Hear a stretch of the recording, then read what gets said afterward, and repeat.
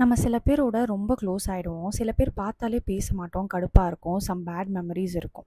நான் செகண்டா சொன்ன கேட்டகரி ஏன் வந்திருக்கும்னா, இன் ஃபர்ஸ்ட் பிளேஸ் நீங்க ரொம்ப க்ளோஸ் சர்க்கிளா அவங்கள கன்சிடர் பண்ணதுனால தான். ரொம்ப க்ளோஸ் ஆகும்போது எக்ஸ்பெக்டேஷன்ஸ் இருக்கும். அவங்க இப்படி பிஹேவ் பண்ணணும், அப்படி பிஹேவ் பண்ணணும், எனக்காக இத பண்ணணும், அத செய்யணும் அப்படின்லாம். But when either of you can't meet those expectations, friction வரும், மிஸ் அண்டர்ஸ்டாண்டிங், ஃபைட்ஸ்ன்னு ரிலேஷன்ஷிப் ஸ்பாயில் ஆயிடும்.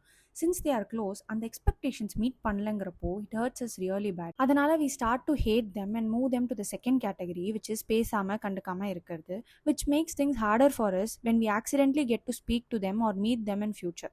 பேசிக்காக we are handling things here as black and white. But இது ரெண்டுத்துக்கும் நடுவில் ஒன்று இருக்குது, கிரே ஏரியா. ரொம்பவும் க்ளோஸாகவும் இருக்காமல் ரொம்பவும் ஒருத்தங்களை வெறுக்காமல் இருக்கிறது. இதனால் நீங்கள் எக்ஸ்பெக்டும் பெருசாக பண்ண மாட்டீங்க. You can easily accept how they are and வெறுக்கணுங்கிற அவசியமும் இருக்காது. I am not saying that this should be the case for all of your relationships in life, but for most of it it's better to stay in the grey area. தாமரையிலை தண்ணீர் போல் நீ ஒட்டி ஒட்டாமலிரு.